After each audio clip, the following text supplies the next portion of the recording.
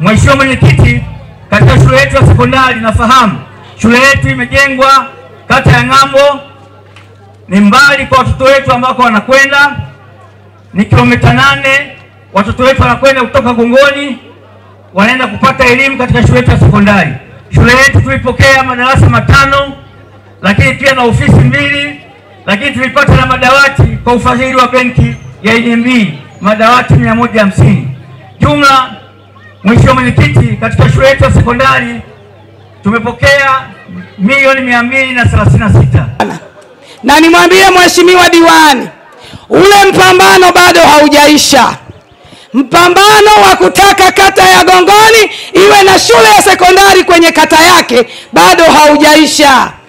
Ndio kwanza unaenda kuanza upya. Yaani nitakwenda kuanza nao upya. Kama hatuna eneo la kujenga shule, niliwaambia tujengeeni magorofa. Dar es Salaam wanafanya hivyo, Arusha wanafanya hivyo, na maeneo mengine mengi ya miji wanafanya hivyo kwa sababu hakuna maeneo ya kutosha. Kwa nini Tabora tusifanyiwe hivyo ili watoto wetu wasome kwenye kata wanayotokea? CCM oye! Kwa hiyo ndugu zangu, nikuombe sana Mheshimiwa Diwani, mimi nilipofikia kama ambavyo uliniomba tuombe, waliniambia hivi watakachofanya, kwa sababu huwa wanaleta fedha za shule moja moja.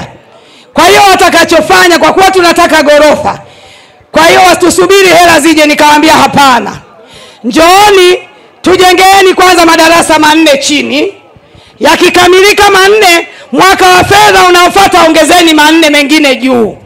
Walicheka sana, lakini mimi nilikuwa nawapa mtego. Matokeo yake walikubali watu wa TAMISEMI na wakasema tumeangalia eneo pale katika shule ya msingi ya Town School, tutakuja pale kuweka shule ya sekondari. CCM oye!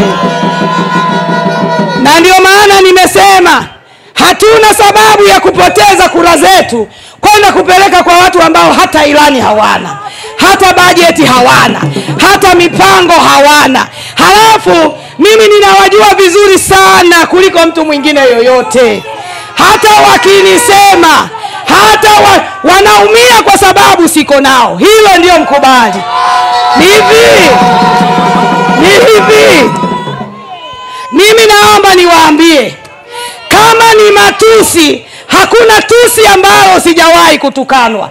Wakitaka kutukana sasa hivi wakatengeneze matusi mapya, hayo labda naweza kushtuka, lakini yale ya zamani nimeshayazoea. Hawana ilani, hawana maneno ya kuzungumza na Watanzania kwa sababu hata mipango hawana. Tunajua hao.